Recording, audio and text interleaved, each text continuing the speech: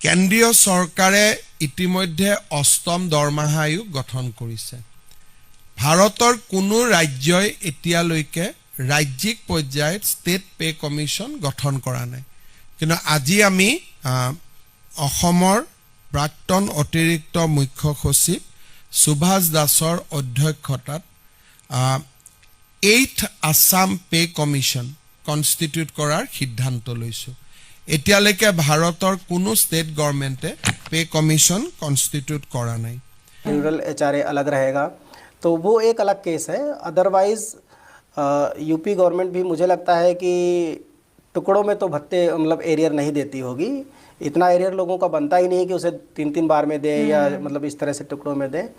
लेकिन हाँ, कुछ स्टेट ऐसे हो सकते हैं जो एरियर डिले करते हैं।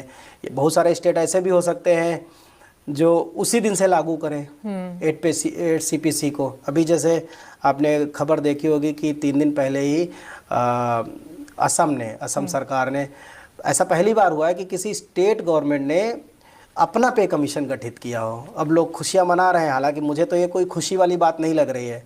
अपना 8 CPC गठित करने का मतलब है कि अपना स्ट्रक्चर बनाना। तो अपना स्ट्रक्चर बनाएंगे तो जाहिर सी बात है वो सेंट्रल स्ट्रक्चर से अलग होगा। अलग होगा तो वो कम भी हो सकता है, ज़्यादा भी हो सकता है। ज़्यादा होने के चांसेस तो बहुत ही कम है। मुझे नहीं लगता कि कोई स्टेट ऐसा होगा जो सेंट्रल गवर्नमेंट की सैलरी से बेहतर सैलरी दे। मुझे तो ऐसा नहीं लगता। तो मुझे ये कोई खुशी वाली बात भी नहीं लगती। जब आपको यूनिफॉर्मिटी रखनी है, पूरे देश के सभी सेंट्रल गवर्नमेंट एम्प्लॉयज़ या स्टेट गवर्नमेंट एम्प्लॉयज़ के पे स्ट्रक्चर को अगर समान रखना है, एक देश एक विधान रखना है, एक भारत श्रेष्ठ भारत की अवधारणा पे काम करना है, तो सेंट्रल गवर्नमेंट का जो पे कमीशन रिकमेंडेशन दे, स्टेट्स को चाहिए कि उसी पे कमीशन के रिकमेंडेशन को, उसी पे स्ट्रक्चर को सीधा सीधा फॉलो करे। क्या ऐसा हो सकता है कि जो भी स्टेट ने, जैसे आपने बताया कि असम ने अपना पे कमीशन निकाला, क्या सरकार, केंद्र सरकार उसको बर्खास्त कर सकती है? नहीं, ऐसा तो नहीं कर सकती। सेंटर दोनों जगह एक ही पार्टी की सरकार है जी। ये मुझे समझ में नहीं आया। वही समझ में नहीं आ रहा कि एक ही पार्टी की है तो फिर क्यों अलग बनाया? ये तो मतलब जो है, मुझे ऐसा लगता है कि पब्लिक को मतलब लुक्रेट करने के लिए, अट्रैक्ट करने के लिए कि देखो हम तुम्हारे लिए पे कमीशन का गठन कर रहे हैं। ऐसा पहली बार हो रहा है, इतिहास में ऐसा नहीं हुआ।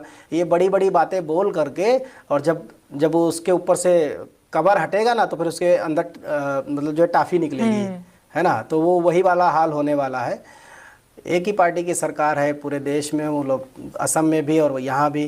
तो मैं तो यही कहूँगा कि असम के मुख्यमंत्री साहब से, माननीय हिमंता बिश्वा शर्मा जी से, कि आप जो है सेंट्रल गवर्नमेंट के पे कमीशन को ही फॉलो करो, अलग से बनाने की ज़रूरत नहीं थी। आप ज़्यादा टाइम ज़बरदस्ती क्यों ले रहे हो? Central government